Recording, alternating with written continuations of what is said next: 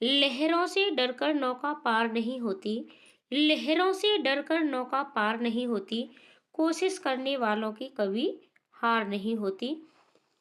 साथ ही साथ शीटेट आपका एक चीज़ पर और डिपेंड है, जिसे मैं आपको बता दूं कि जितनी ज़्यादा आप प्रैक्टिस कर लेते हो, जितनी ज़्यादा आपकी प्रैक्टिस होती है, आप शीटेट में उतना ही अच्छा स्कोर कर पाते हो। आपका शीटेट पास करने से कोई भी नहीं रोक सकता है। एक कहावत और मैं आपको सुना दूं कि करत करत अभ्यास के, करत करत अभ्यास के, जड़ मत होत सुजान। जड़, जड़ का अर्थ होता है मूर्ख, ठीक है। जड़ मत होत सुजान, रसरी आवत जात ते, शिल पर परत निशान। यानी ये फेमस जो भी हमारे कवि थे कालिदास, उनका कथन है कि एक मुलायम सी रस्सी और एक पत्थर पर निशान बना देती है अभ्यास से, ठीक है, बार बार आती जाती है। तो अगर किसी भी चीज का जब हम बार बार अभ्यास करते हैं, तो फिर जो भी जड़ यानी जो भी मूर्ख होते हैं वो भी सुजान, सुजान का अर्थ होता है कि बहुत ही बुद्धिमान हो जाते हैं।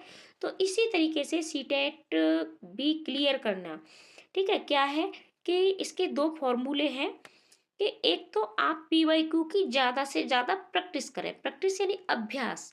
प्रैक्टिस का अर्थ होता है कि एक ही प्रैक्टिस सेट को कम से कम 3 बार अवश्य लगाएं। ऐसा नहीं कि आपने एक प्रैक्टिस सेट को मात्र एक बार में ही लगा लिया, नहीं।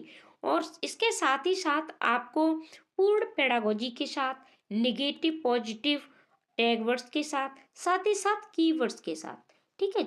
यानी ये सारी चीजें आपको अवश्य आनी चाहिए सीटेट में। सीटेट देखो, सीडीपी के मैं थोड़ा सा कॉन्सेप्ट आपको बता दूं। वैसे आप हमारे प्लेलिस्ट में जाइएगा और प्लेलिस्ट में जाकर के आप सीटेट 1 मंथ में कैसे क्लियर करें, ये सारी वीडियो आप देखिए, ट्रिक और टिप्स पर वीडियो। तो वहाँ आप को सारी चीजें समझ में आ जाएंगी कि सीटेट कैसे पास किया जाता है। तो देखो, मैं थोड़ा सा आपको समझा दूं कि आपको क्या करना है। सीडीपी, सीडीपी के लिए आपको जीन पे आ जाए, ठीक है, जीन पे आ जाए। वाइगोस्की, आप सुन लीजिएगा, वाइगोस्की और कोहलवर्ग, इन तीनों को अच्छे से पढ़ लेना है। इन तीनों की थ्योरी आपको अवश्य पता होना चाहिए। अगर इन तीनों की थ्योरी आपको पता चल जाती है, तो पूरे सीटेट में आपके कम से कम 60 से 70 प्रश्न इन्हीं के ऊपर होते हैं। जैसे कि सीडीपी में आपके, मान के चलो, इन तीनों से आपके कम से कम 6 से 7 प्रश्न बनते हैं। और साथ ही साथ आपके 2 लैंग्वेज पूछी जाती है। 2 लैंग्वेज में आपके जीन प्याजे और बायोगोस्की से कम 4 से 6 प्रश्न यहाँ से पूछे जाते हैं। मैथ में भी आपके 2 से 3 प्रश्न पूछ लिए जाते हैं। और पूरा पैटर्न है वो आपका इन्हीं सीडीपी पर आधारित होता है। जिसकी सीडीपी स्ट्रांग हो जाती है, उसका सीटेट आसानी से क्लियर हो जाता है। साथ ही साथ आपको टैग वर्ड्स अवश्य आने चाहिए, ठीक है। टैग वर्ड्स आने चाहिए। टैग वर्ड्स के साथ आपके कीवर्ड्स हो गए, निगेटिव पॉजिटिव टैग वर्ड्स हैं, कीवर्ड्स हैं। और साथ ही साथ आपकी लैंग्वेज, लैंग्वेज की भी महत्वपूर्ण भूमिका रहती है भाषा की, क्योंकि आपकी 2 भाषाएं पूछी जाती हैं। और 2 भाषाओं से आपके पूरे कितने नंबर बनते हैं, 2 भाषाओं से आपके 60 नंबर बनते हैं। और इन 60 नंबरों में आपके 30 नंबर, ठीक है, 30 नंबर आपके गद्यांश और पद्यांश से पूछे जाते हैं, यानी आपके पैसेज और पोइट्री से। तो यहाँ से सिर्फ आप पैसेज पढ़ना है और प्रश्न छाटना है। तो 30 नंबर आपके यहाँ से और 30 प्रश्न आपके जो भी आपकी भाषा होती है, ठीक है। और तो वहाँ से आते हैं, पेडागोजी के आते हैं। तो आप प्ले लिस्ट में जाकर के ये सारी वीडियो अवश्य देखें। तो ये सारी चीज़ें अपनी मजबूत करिएगा। सीटेट आपका पहली बार में ही अवश्य क्लियर होगा। ट्रिक और टिप्स पर वीडियो जल्द ही आपको मिलने वाली है। जैसे आपका नोटिफिकेशन आएगा, नोटिफिकेशन आने के तुरंत बाद आपको ये सारी वीडियो फिर से प्रोवाइड कराई जाएंगी, फिर से दी जाएंगी। अभी आप प्ले लिस्ट में जाकर के ये सारी वीडियो अवश्य देखें। लिंक मैं डिस्क्रिप्शन में दे दूंगी प्ले लिस्ट की। तो वहाँ आप देखें, कीवर्ड से सीख लीजिएगा और साथ ही साथ टैग वर्ड से सीख लीजिएगा। ये थोड़ा सा टाइम मैंने आपका लिया है, क्योंकि ये आपके लिए बहुत महत्वपूर्ण सूचना थी। और सीडीपी की प्रैक्टिस हम कर ही रहे हैं, साथ ही साथ आपकी जल्द ही और भी प्रैक्टिस कराई जाएंगी। और फिर किस चीज़ पर आपको प्रैक्टिस चाहिए आप कमेंट भी कर सकते हैं। तो चलो हम अपने प्रश्नों की तरफ आते हैं। देखो हमने 20 प्रश्नों को सॉल्व कर लिया था, ठीक है, और इसका राइट आंसर है आपका सृजनात्मक। आगे के प्रश्नों को देखेंगे हम बिना टाइम गवाए हुए। निम्नलिखित में से कौन सा शिक्षक द्वारा कक्षा में बच्चों के लिए समस्या हल करने के तरीके का वर्णन नहीं कर सकता? थोड़ा सा छोटा करती हूँ मैं। किसी विशेष समस्या को हल करने के बारे में अपनी विचार प्रक्रियाओं पर चर्चा करना यहाँ आपसे नहीं पूछा है। कुछ हल करते समय गलतियों को करने के प्रति ईमानदार रहना, सोच विचार परीक्षण और विभिन्न उत्तरों जैसी शब्दावली का प्रयोग करना, अभिसरण उत्तरों वाले प्रश्न पूछना। तो देखो ये भी सही है कि किसी विशेष समस्या को हल करने के बारे में आप विचार प्रक्रियाओं पर चर्चा कर सकते हैं। कुछ हल करते समय जो भी गलतियां हैं उनके प्रति ईमानदार रह सकते हैं। सोच विचार परीक्षण और विभिन्न उत्तरों जैसी शब्दावली का प्रयोग कर सकते हैं, लेकिन आप नहीं कर सकते अभिसरण उत्तरों वाले प्रश्न पूछना। आप बच्चों से अपसारी प्रश्न पूछिएगा, अभिसारी प्रश्न आपको नहीं पूछना है। अगला प्रश्न देखेंगे। निम्नलिखित में से कौन सा एक संवेग है? आपके कितने संवेग हैं आप हमें कमेंट करके अवश्य बताएं। स्मृति, डर, ध्यान, उत्तेजना। तो राइट आंसर आपका हो जाएगा डर। ठीक है।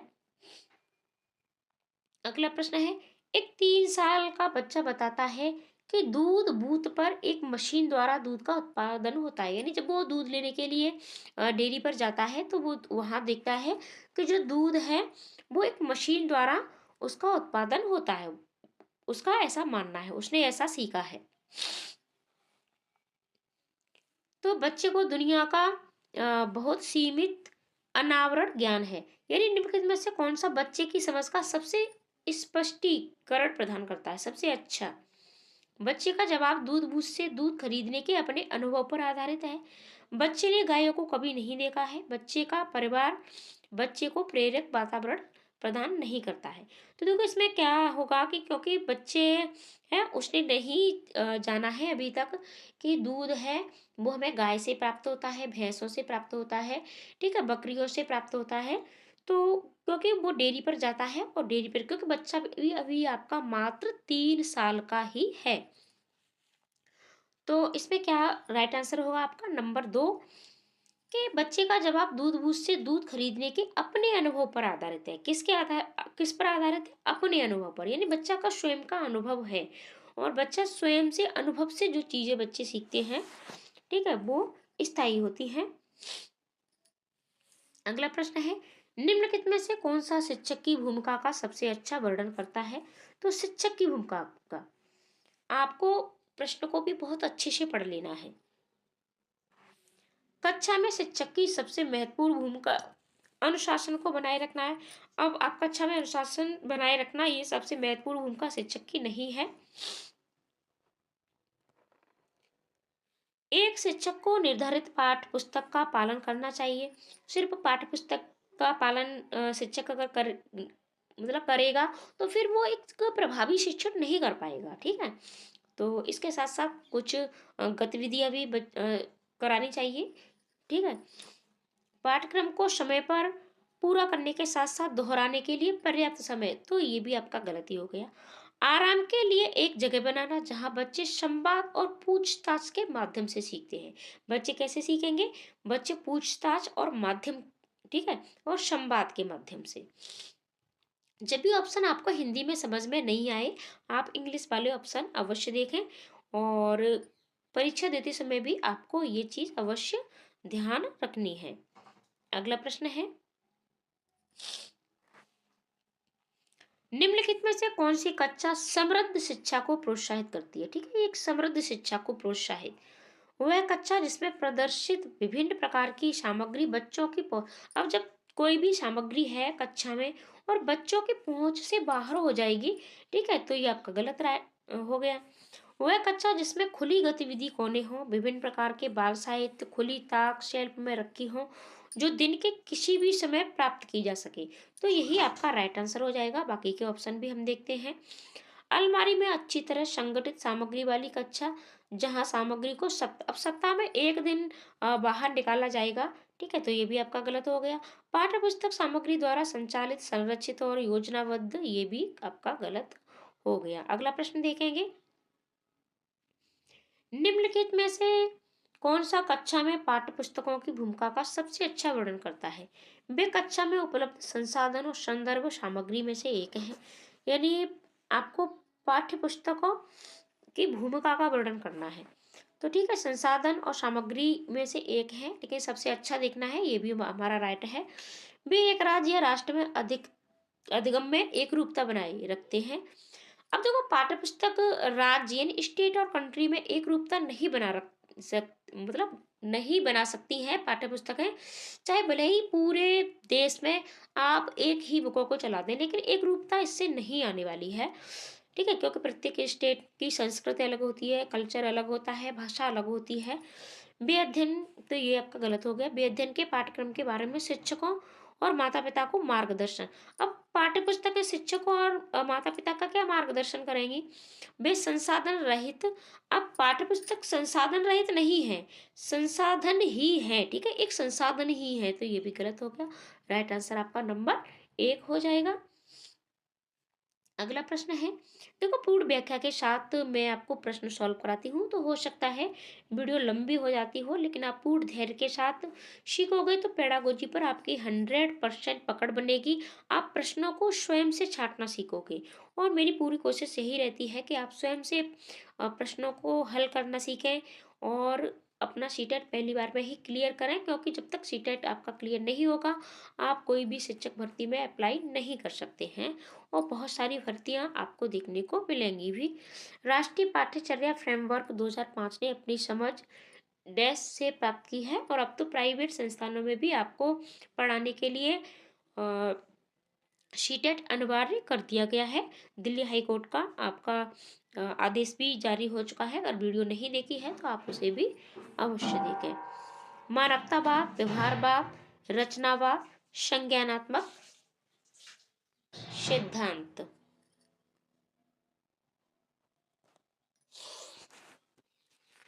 तो राइट आंसर है आपका रचनावाद। एनसीएफ 2005, ये भी आपको अवश्य पढ़ लेना है। ठीक है, आरटी एक्ट 2009 है, एनईपी 2020, ये कुछ महत्वपूर्ण टॉपिक हैं जो आपको सीटेट में अवश्य पढ़ लेने हैं। अगला प्रश्न है, कक्षा में बच्चों को प्रेरित समझा जा सकता है यदि। प्रेरित का अर्थ है यानी बच्चे अंदर से प्रेरित हों किसी भी काम करने के लिए, सीखने के लिए, पढ़ने के लिए, अंदर से उत्साहित हों। ठीक है, खुश होकर के वो कोई भी काम करें तो प्रेरित। वे अच्छी वर्दी पहने स्कूल में आते हैं, वो अच्छे कपड़े पहन करके आएंगे, अच्छी ड्रेस पहन करके आएंगे, तो इससे क्या प्रेरित हो जाएंगे? गलत हो गया। वे कक्षा में अनुशासन बनाए रखते हैं, अब अनुशासन में ही रहेंगे बच्चे। ठीक है, हिलेंगे डुलेंगे नहीं, और सभी मतलब टीचर की तरह से ही, तो ये भी आपका गलत हो गया। वे सभी उपस्थित में नियमित है, डेली डेली बच्चे आए, बिल्कुल भी कोई भी एब्सेंट नहीं करे, तो क्या वो अंदर से प्रेरित हो जाएंगे? नहीं, ऐसा भी नहीं है। वे शिक्षक से स्पष्टीकरण प्राप्त करने के लिए प्रश्न पूछते हैं, यानी कोई भी बात समझ में नहीं आती है तो बच्चे उसका जवाब आपसे पूछते हैं, आपसे बिना शर्माए, बिना डरे हुए बच्चे जब प्रश्न पूछते हैं शिक्षक से, स्पष्टीकरण मांगते हैं, ठीक है, तो बच्चों को अंदर से प्रेरित समझा जाता है। अगला प्रश्न है, निम्नलिखित में से कौन सा बच्चों में अधिगम में सुधार करने के लिए सबसे अधिक उपयुक्त है? नियमित मूल्यांकन, परीक्षा आयोजित की जानी चाहिए। अब डेली डेली आप बच्चों को परीक्षा ही आयोजित कराते रहोगे तो ठीक है, ये भी गलत है। शिक्षक को विभिन्न उदाहरणों और चित्रों का उपयोग करके विषय की व्याख्या। अब देखो, जहाँ भी बात व्याख्या की बात आ जाए, ये भी आपका नेगेटिव पॉइंट है। व्याख्या आपको कभी भी नहीं करनी है। कक्षा में सभी प्रकार की शिक्षण सामग्री होनी चाहिए। ऐसा संभव नहीं है कि सभी प्रकार की शिक्षण सामग्री हो, और शिक्षक सामग्री चाहे जितनी भी हो, ठीक है, जरूरी नहीं कि शिक्षण सामग्री से ही बच्चे सीख जाएं। ठीक है, शिक्षक को वास्तविक जीवन स्थितियों पर बच्चों को एक दूसरे के साथ बातचीत करने में मदद करनी चाहिए। देखो, जब तक हम वास्तविक जीवन के साथ नहीं जोड़ करके पढ़ाएंगे तब तक बच्चा नहीं सीखेगा।